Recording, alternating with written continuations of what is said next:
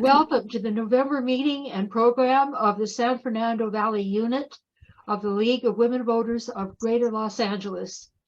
I'm Joyce Batten, serving as acting unit chair today. We're really glad that you could join us here today. We have a very large audience today, and probably some of you are new to the League. So I'm going to say a few words about us. We are a nonpartisan political organization founded over 100 years ago with the passage of the 19th Amendment to the Constitution, when women won the right to vote. And here's what we do. We encourage informed and active participation in government, work to increase understanding of major public policy issues, and influence public policy through education and advocacy, all was being nonpartisan.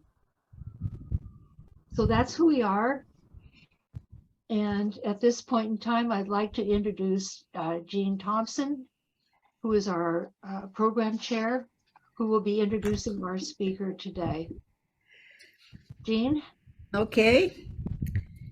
We are very proud to be able to hear today from Rick Hasen, a legal scholar, expert in legislation, election law, campaign finance, voting rights initiatives, redistricting, currently teaching at the University of California, Irvine School of Law. His educational background is quite extensive. They were all with high honors. Bachelor of Arts from the University of Berkeley, Master of Arts, Political Science, and Doctor of Philosophy in Political Science at UCLA, Juris Doctor at UCLA Law School, and elected to QUAF. I had to look that one up. The Order of the QUAF is an honorary scholastic society. The career he's had: United States Ninth Circuit law firm, taught at Chicago, Kent College of Law, Loyola Law School, and UC Irvine, where he is now. He has written 11 books, and the latest one, Cheap Speech: How Disinformation Poisons Our Politics and How We Cure It. Don't you love that title? Currently available on Amazon, by the way. He has been credited with about 200 articles. That took me a lot of researching. They're all under identifying and minimizing the risk of election subversion and stolen elections in contemporary United States. And the latest one he's done, I've been way more worried about American democracy than I am right now. With such a background, he is going to address for us: will the 2024 election be free and fair? And what does the 2022 election tell us about it? After the discussion, we will take questions from the audience. If you put the questions into chat. Thank you. Thank you so much. And I should say that I'm now at UCLA. I moved over in July. So back at UCLA. So okay. Sorry, I didn't know that.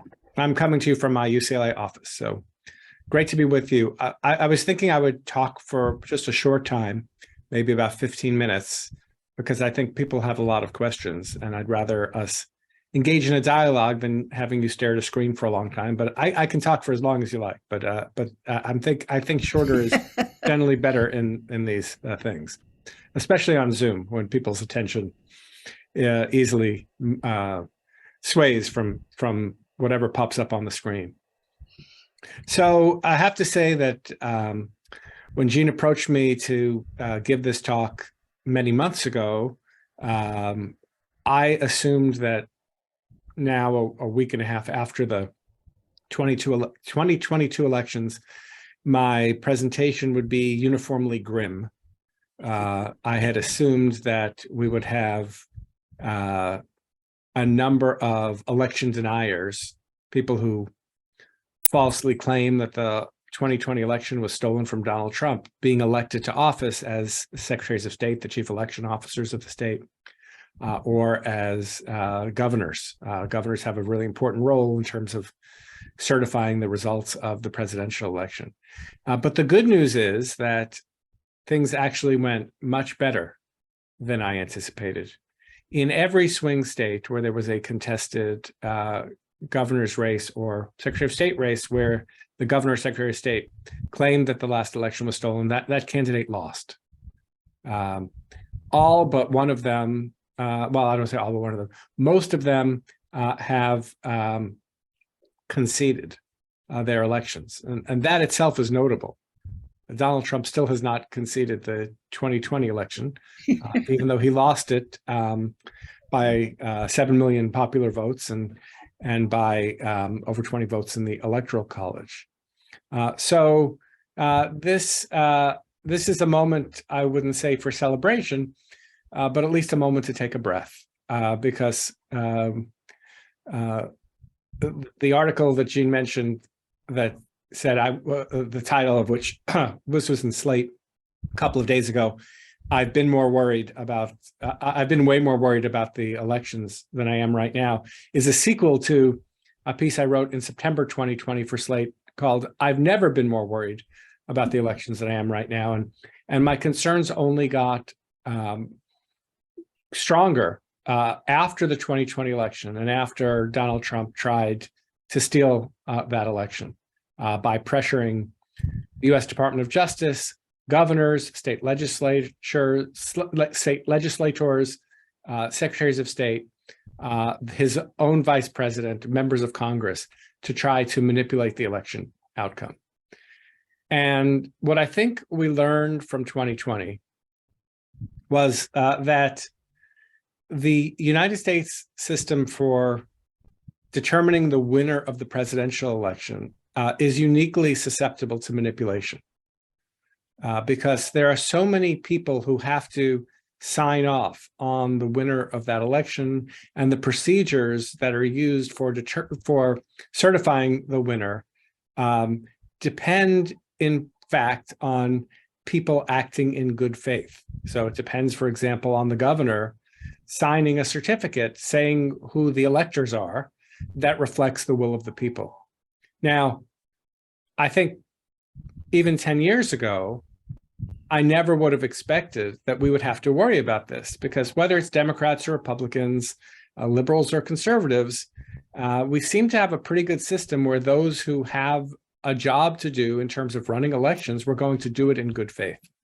But that did change with the 2020 election, where you may remember Donald Trump called the Secretary of State of Georgia, for example, and asked him to, quote, find 11,780 votes to flip the results from the winner of Georgia being a Biden to being Trump.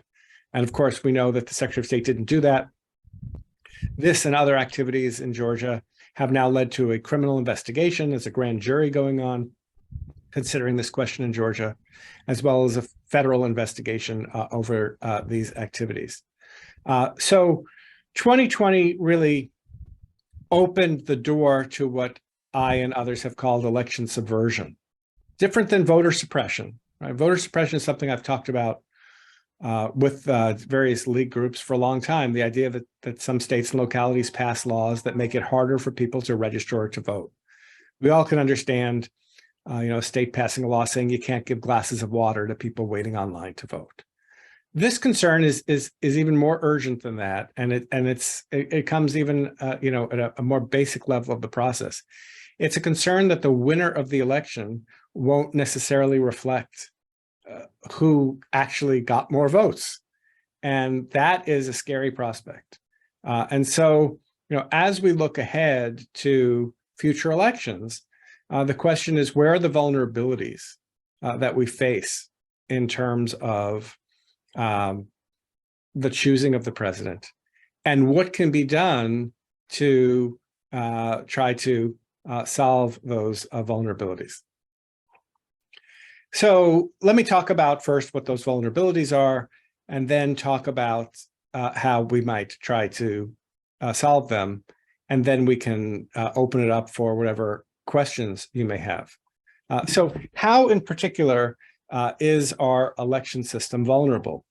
Well, let's start with the fact that the United States is unique among advanced democracies in the world in having a decentralized partisan election system. So rather than run a single national election when we're trying to choose the president, as they would do in Canada, the UK, Germany, where there's a single election that is run by a national independent election administration body.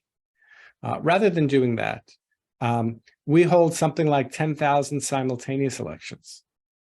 So not even at the state level. It's not like we're holding 51 elections, the 50 states and District of Columbia. We're holding something like 8,000 to 10,000 elections. These are at the county or sub-county level. And elections are a mixture of federal, state, and local law. So you may be in one part of a state and they're using one kind of voting machine and have certain rules for how they tabulate the votes. And you go to another part of the state and they have a different set of rules. One county might offer a certain number of days of early voting and another county may not do so. State law, local law, federal law all determine these things. Not only do we have a decentralized system, we have a partisan system in many places. So in many places, if you're the county clerk who's running elections, or you're the Secretary of State, who's the chief election officer of the state, you're chosen through a partisan election process. And so this raises questions about whether someone who's running for office has allegiance to the party or to the integrity of the process. And even if the people running elections have that integrity, when they run as a Democrat or Republican, that can also undermine people's confidence about whether or not an election can be run fairly.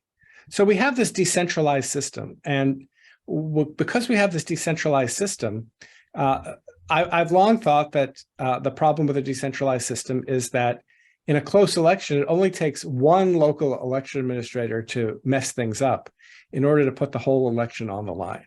Right? So I've called this the weakest link theory of election administration. If you've got a very close election and one place where things go wrong, even if they go right in 95% of the other places, focus is going to be on where the problem is.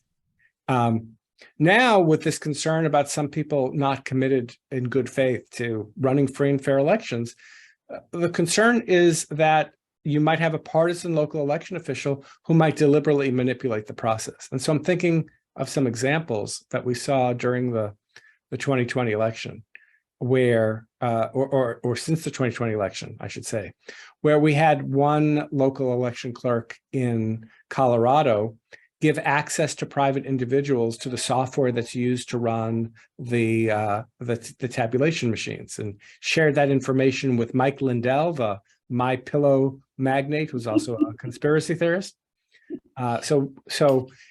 We've seen some counties, some rural counties in Nevada, for example, that don't trust the tabulation machines that count the ballots, despite the fact that there are audits of these machines to make sure they're counting the ballots correctly, requiring a hand count of the votes. And at least in one instance, they were doing the hand count and revealing how people voted. So going against the secret ballot idea of allowing people to vote without revealing how they've voted.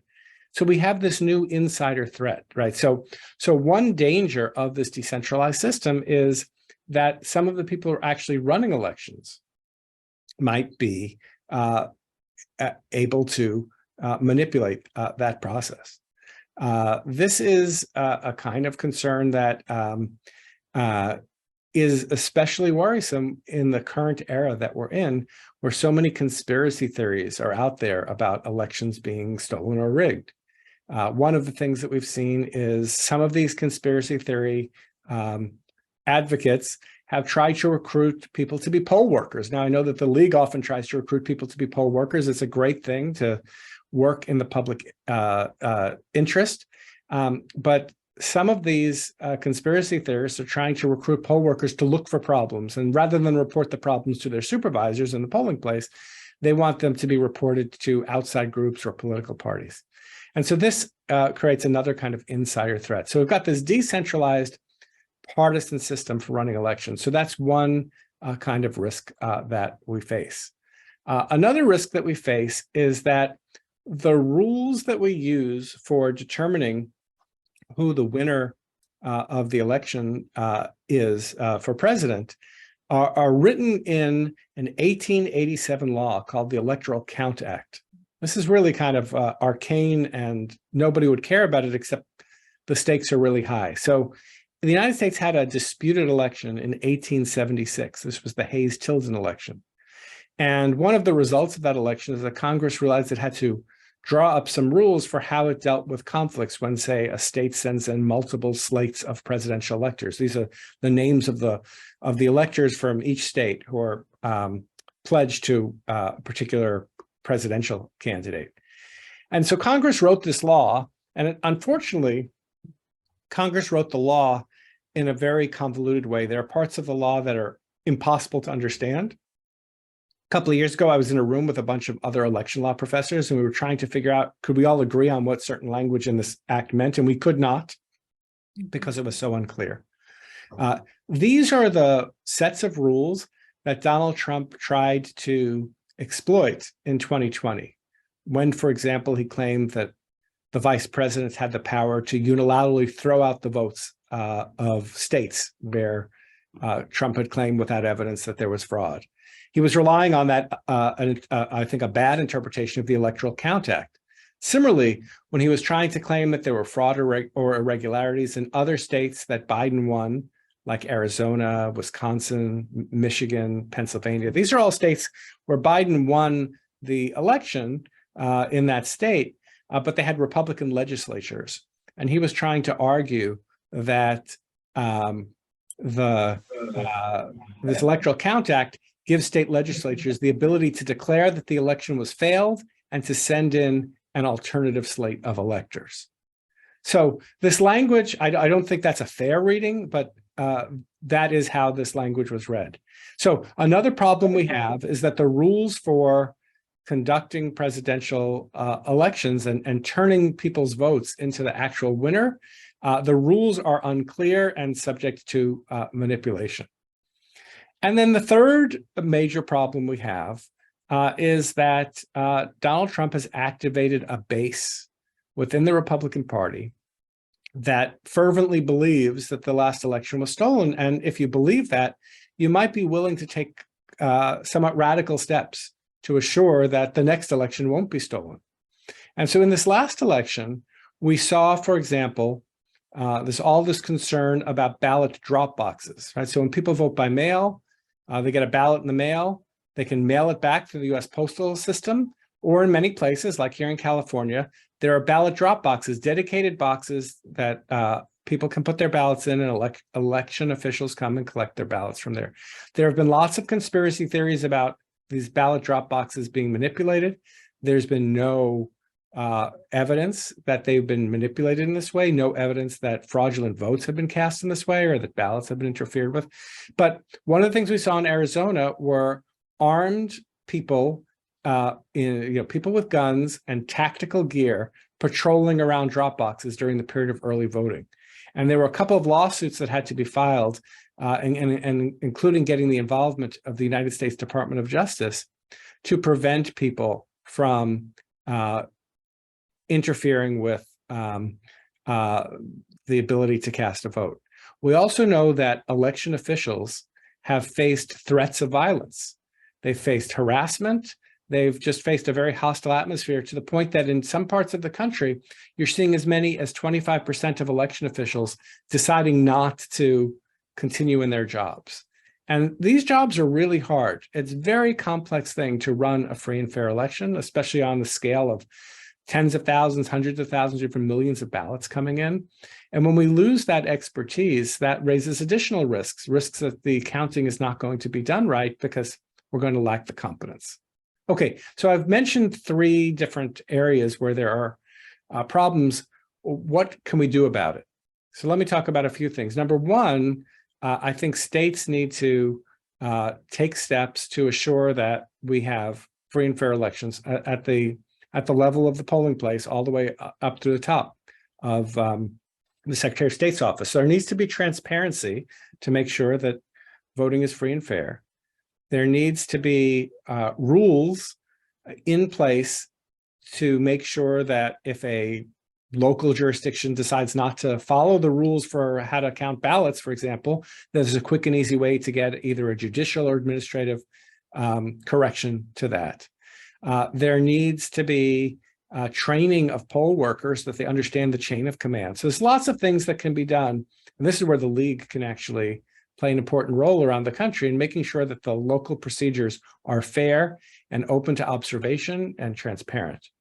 The second thing we need to do to deal with the second problem, the one of that Electoral Count Act, is changing the rules for how Congress counts the Electoral College votes. And here I have also some relatively good news, which is that after a couple of years of trying, a group of Democratic and Republican senators have come together with a bill, the Electoral Count Reform Act, that would change some of these rules. That would change some of these rules that are contained in that old 1887 law. And this bill has the support of 13 Republican senators and 13 Democratic senators. If the other Democrats come along, that gets over a filibuster, and that means you can actually pass this legislation. I think it's going to have to happen in the next few weeks because we're in what's called the lame duck session of Congress after the election's over, but before the new Congress comes in and the new members of Congress take their offices. I don't believe that the Republicans who will control the House come January are going to be able to do any of this. They have no interest in changing this because the reason it's being changed is because of Donald Trump, and I don't think they want to signal that. So in the next few weeks, it's really urgent to get the Electoral Count Act through the Congress, and I think that could happen. But we also need other legislation, state and federal legislation, that protects voters and protects election workers. I'd like to see new federal legislation that raises penalties for harassing or intimidating election workers or interfering with people at the polling places. We also need to increase the criminal penalties for someone who tries to steal an election by trying to, for example, pressure election officials to change votes, as Donald Trump allegedly did in 2020. So I think the fact that we're not going to have election deniers running elections in swing states in 2024 is some good news. The insider threat is not completely gone. And the threats generally to our election are not completely gone. There's plenty of things to worry about in terms of how our elections are run, but in terms of worst case scenarios, we're in somewhat better shape now than we were before Election Day in 2020. So not the presentation I expected to give, but I think that's good news. I'm just a little less worried than I was before. And with that, let me turn it back to you, Jean, and see if people have questions that they want to discuss. You're muted, I think.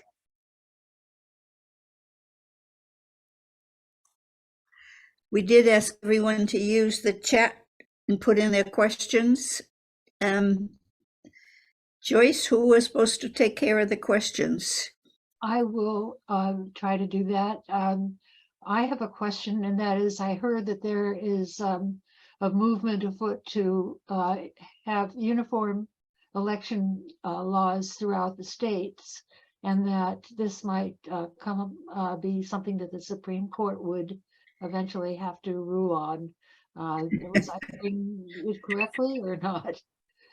So when it comes to federal elections, the Constitution in Article 1, Section 4 has something called the Elections Clause, and it says that states get to set the rules for conducting congressional elections subject to congressional override. And the Supreme Court has read this clause as giving Congress very broad power. So if Congress tomorrow passed a law that said that we're going to have a national system for running elections, federal elections, congressional elections, not state elections, but federal, I think that the Supreme Court would uphold that as constitutional. It's possible that there would be some kind of challenge. One of the things that Congress can't do is set the qualification for voters. So, it can't say, Congress can't pass a law saying you've got to enfranchise 16 and 17-year-olds or something like that. But I think the primary reason for resistance to uniform rules is not legal, but political. And there, among local election administrators and state election administrators, there's this long history of federalism, this long history of having this very decentralized system. And the people who run these elections think that the system works really well, and they're fighting. They don't even like to have, we have something that was created after the 2000 disputed election called the United States Election Assistance Commission. And it basically just provides grants and does some putting out some best practices. Even this opposition to that, there's so much fighting on the local, fighting against federal control from the local level. It's hard to see it happening. And also Republicans have very strongly endorsed the idea that we should not federalize or nationalize our elections. And of course, Republicans are taking over control of one house of Congress. So any thought that we would have any kind of overarching national election administration imposed, it's not going to happen in the next 2 years. I'm sure of that. If something did pass, it would probably have to pass with support mostly of Democrats, and that's something that I generally think it's better to have election laws pass on a bipartisan basis. You get more buy-in from both sides, and you get kind of less gaming of the system. So we'll see what happens, but I don't think the primary problem with uniform rules, at least for federal elections, is a legal one.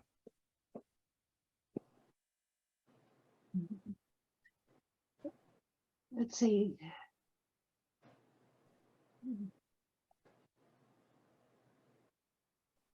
I don't see any questions in the chat. Are there questions that didn't make it into chat? I see 4 questions there. Good. If you're not seeing them, I can They're look not at on my computer. Why don't you take the questions? Sure. Okay. So first question says, it seems that there may not be time to get the Electoral Count Reform Act passed. How do we encourage Congress to do that ASAP? And I think the answer to that is call your member of Congress, and especially if you are friends with people who are in other states. I think that I don't think the holdup is going to be Senators Padilla or Feinstein. I think that it's going to be in other states. Also, all of you can send messages to Senator Schumer. Senator Schumer is the most important actor here, because Senator Schumer is the senator who's the majority leader, who basically controls the agenda. And there's a lot of people competing for what's going to get through the lame duck session of Congress before it's too late. So I think that it's not a given that it's going to pass. There are other concerns, but the fact that the Democrats were able to keep control of the Senate makes it more likely that this passes in the lame duck. And let me explain why. Now, if it passes in the lame duck, it has a very good chance of also being accepted by the Democratic House, which already passed its own version of this bill. But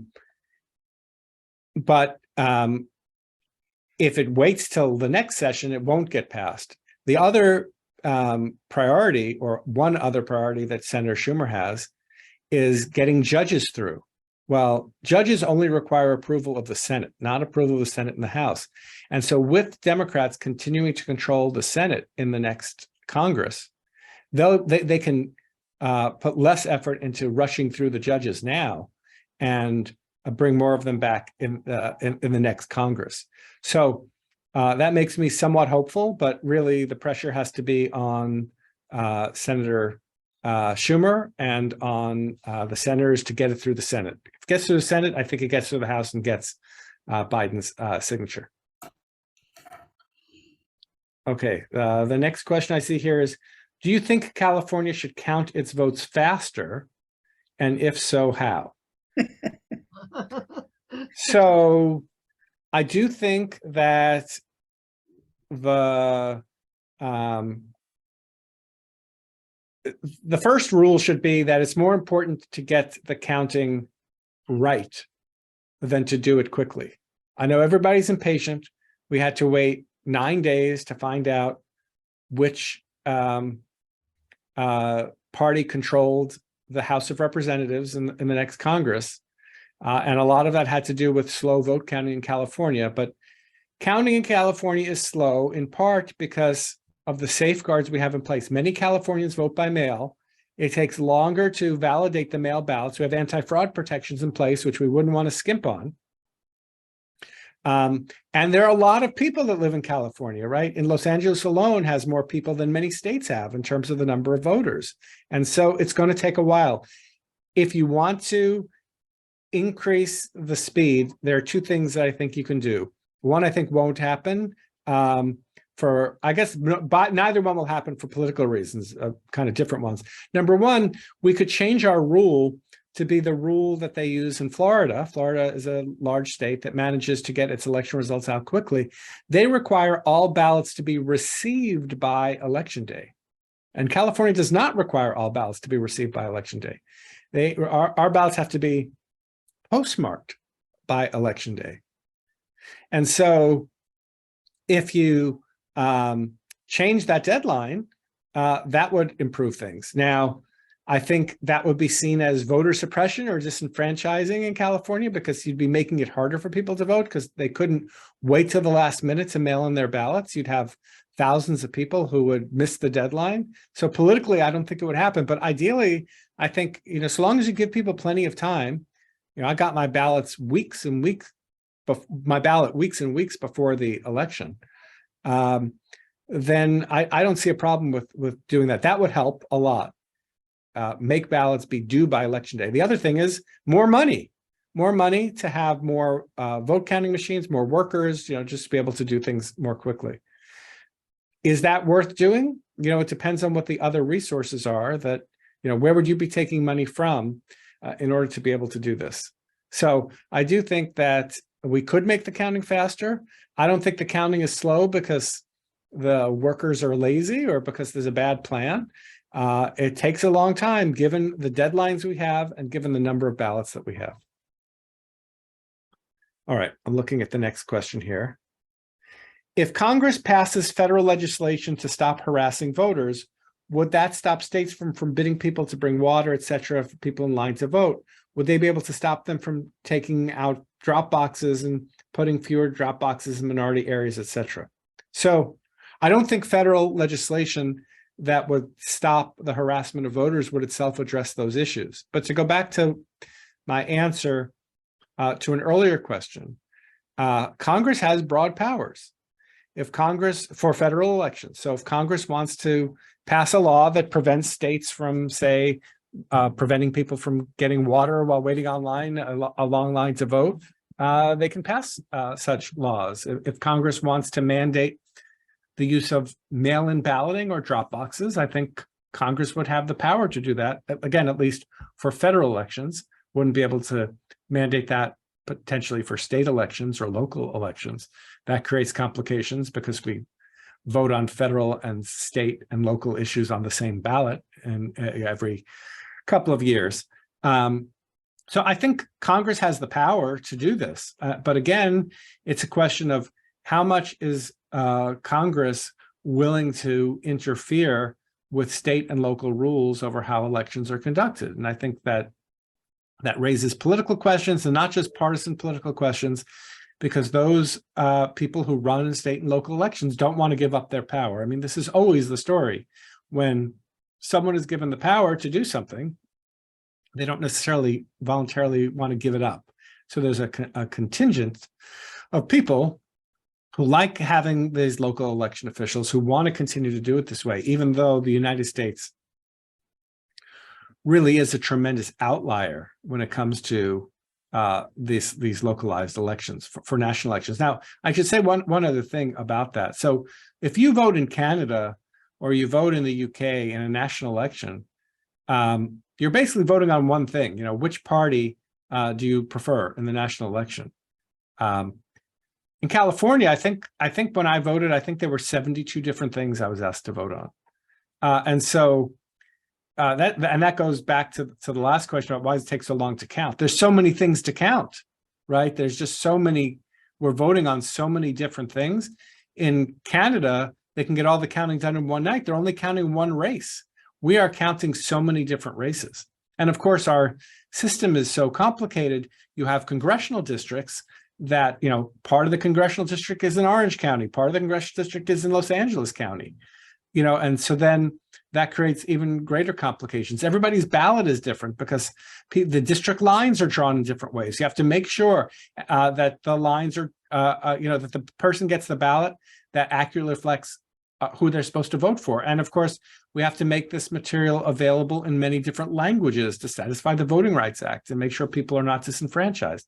And we have to have the ability to allow disabled voters to vote, if possible, without assistance. So there's a lot of moving parts to how American elections are run. It takes a long time to do it. We do it on the local level, and so this creates additional complications.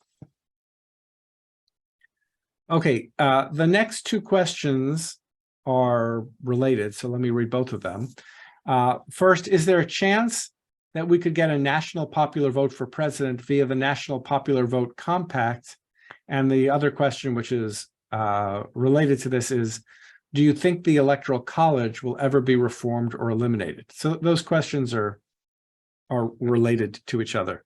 So where does the Electoral College come from? It comes from the Constitution. The Constitution requires that we hold not a popular vote for president, but we assign each state a number of Electoral College votes based on the total number of senators. Every state has 2 senators, plus members of Congress, which is done, every state gets at least 1, but otherwise it's done by population. So California gets, I think now we're down to 54 Electoral College votes, as we lost a congressional seat. So how could you eliminate that? Well, the cleanest way to eliminate the Electoral College vote and move to a system where the winner of the popular vote becomes president would be to amend the United States Constitution. So you could pass a constitutional amendment that would require a supermajority of both houses of Congress. You'd have to have 2/3 of the House and 2/3 of the Senate propose a constitutional amendment. That's a pretty high bar. And then you'd have to get 3/4 of state legislatures. So that's 35 states to agree. Very hard to see that happening. Very hard to see that happening because if you're a small state or a swing state and you get a lot of attention from presidential candidates, you might not want to give it up. I mean, think about how much more time presidential candidates would be spending campaigning in California and in Texas and in Florida, New York, the big states. You'd spend a lot of time there to try and get as much turnout up as possible. Now we're pretty much ignored. Candidates only come to California, presidential candidates, when they want to fundraise. They'll go to Beverly Hills or Silicon Valley and try and raise their money there. But we'd become a lot more relevant. I mean, that would be great for California, right? But if you're North Carolina or you're a small state like Wyoming, Montana, Hawaii, would you really want to give up your, the oversized power you have as a small state in the Electoral College? Yeah, you probably would not want to do that. So hard to see a constitutional amendment passing. So there is a potential alternative.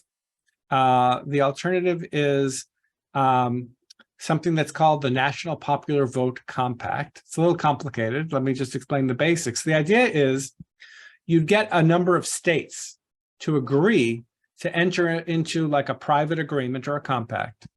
California's already agreed to enter into this agreement.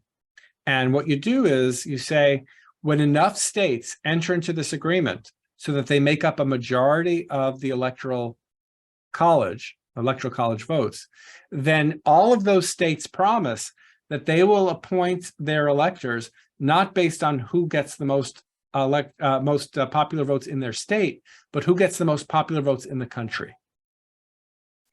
And this is a way to get around the Electoral College. That's the idea.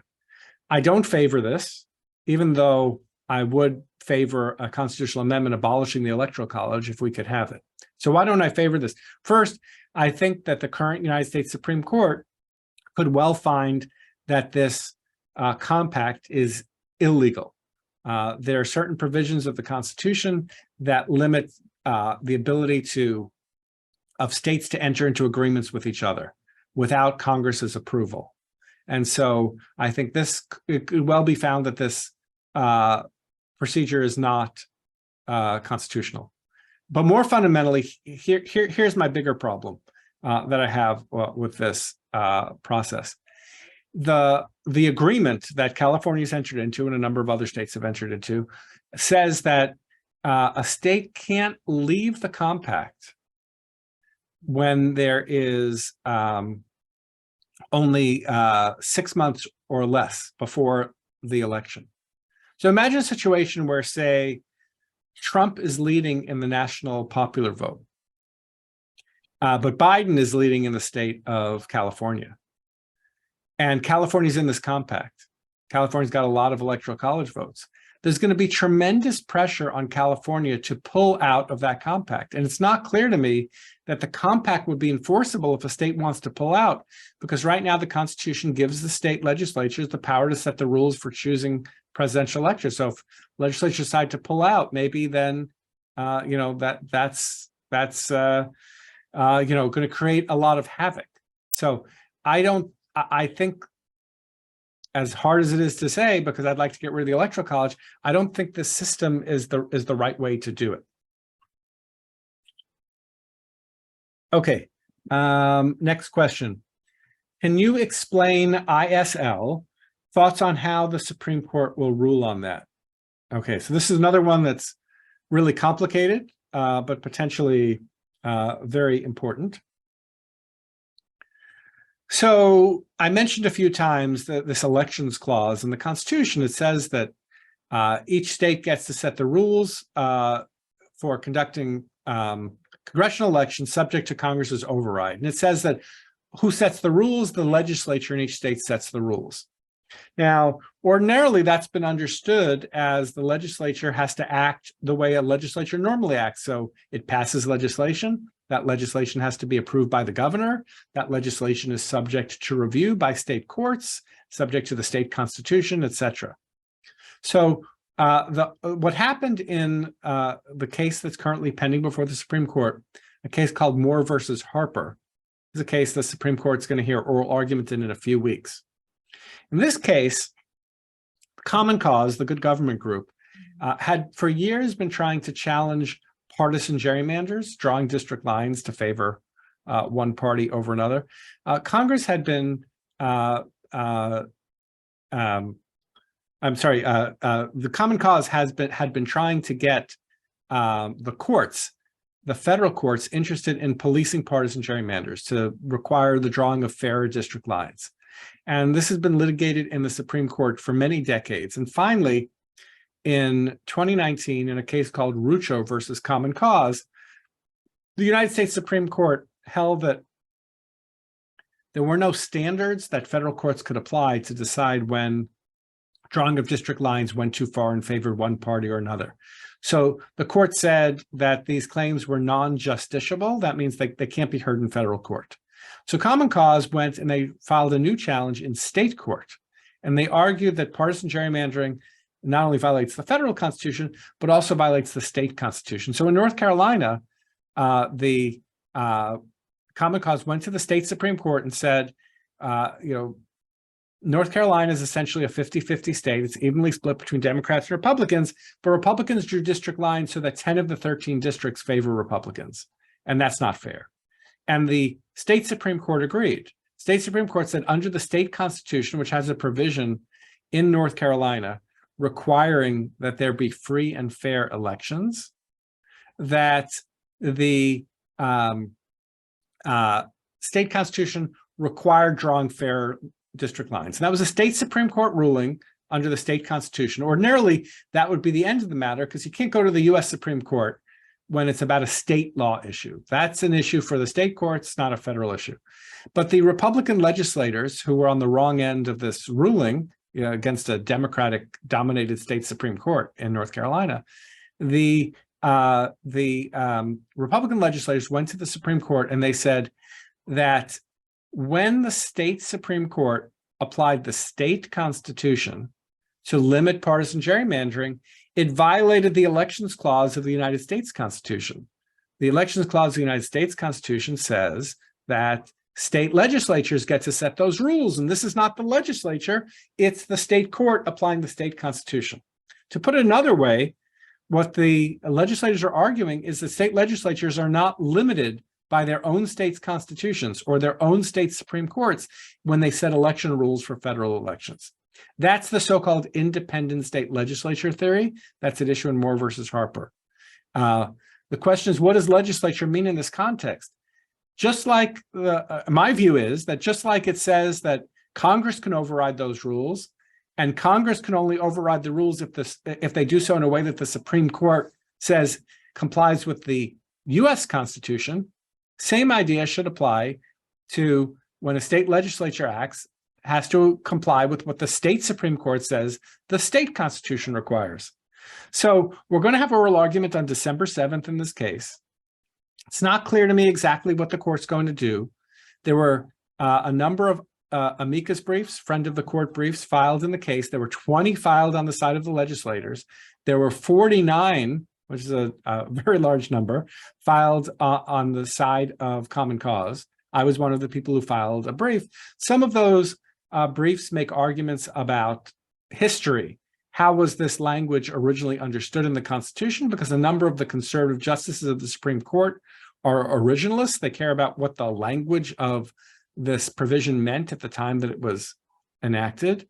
My brief was filed at a different point, which is that it's going to turn, if the court agrees with the Republican legislators in this case, it's going to turn every dispute in a state over what the state's election rules are from a state issue into a federal issue. So let me give a specific example. As we saw in 2020, in the wake of voting during COVID times, a number of states required, a number of state election administrators required the use of Dropboxes in different counties so that people could put their ballots not just in the US mail, but could put them in Dropboxes. There were some lawsuits that were filed arguing that Dropboxes violate state law, that state law doesn't authorize them. Today, that's a question only for state courts. And so it'll be up to, say, the state Supreme Court of Wisconsin to decide whether or not state law allows for the use of Dropboxes. And we just had an opinion a couple of months ago from the state Supreme Court on a 4-3 basis, Republicans versus Democrats on the state Supreme Court. They said, no, Dropboxes are not allowed under state law. All of that, cases like that would become federal questions too, if the court embraced the independent state legislature theory that has been put forward by the Republican legislators. So the question would not only be, does state law allow Dropboxes, but it would also be, did the state court violate the rights of the state legislature when it interpreted the state law? And so what I tried to argue to the Supreme Court in the brief that I filed in that case is that you're going to have an explosion. We already have a ton of election-related litigation in state and federal courts. You're going to have many more in federal courts. It's going to put federal courts into a position of having to decide very delicate political questions in the period just before or just after the election. And I think that's not going to be a very popular thing. So I'm somewhat hopeful that the Supreme Court is not going to embrace this theory. We know there are 3 justices on the court, Justices Thomas, Alito, and Gorsuch, who've been sympathetic to this theory from some writings they've written in some emergency cases that have come to the court in the past. So really the justices to watch are Chief Justice Roberts, as well as Justice Kavanaugh and Justice Barrett. They're the other 3 conservatives on the court. Not clear that they're going to go along with Thomas, Alito, and Gorsuch. It's a very important case that I'm keeping an eye on. I think I have time for just another couple of questions. So the next question asks, what branch of government would be responsible for increasing the penalty for harassing election officials and for trying to steal elections as happened in 2020? So for that to happen, you'd have to have new legislation. So that means it would be passed by either Congress or a state legislature. We see the actions in 2020 that took place. Some of that is being investigated by Georgia officials because there are Georgia laws against interfering with elections. Some of that's being investigated by US Department of Justice officials because there are some federal laws. So those kind of laws They could be on the state level or the federal level or both. And I think that both states and federal government should be considering that. But that's primarily a question for Congress. Again, with the change in leadership between the from Democratic control to Republican control of the House of Representatives, I don't imagine that in the short term you're going to get Republicans who are going to agree to increase these penalties, in part because that would be a repudiation of what Donald Trump had done in the 2020 election. And I don't imagine Kevin McCarthy, who's going to be, if he is the Speaker of the House, he's going to have a very, very narrow majority. It's going to be very hard for him to keep control over what's going on. It's going to be very difficult for him to do anything, much less take on an issue where he'd be on the opposite side of Donald Trump. And someone just asked a related question about what Republicans in Congress will be able to do in terms of passing laws. I don't think they're going to be able to do much of anything in terms of passing laws, and I don't think they're even necessarily going to try to do anything, because if Republicans pass a very conservative law, it's not going to get approved by the Senate, which is still going to be in control of the Democrats. And it's not going to get signed by President Biden. It's not going to be, you're not going to get 2/3 in both houses. So I expect Republicans are going to spend most of their time in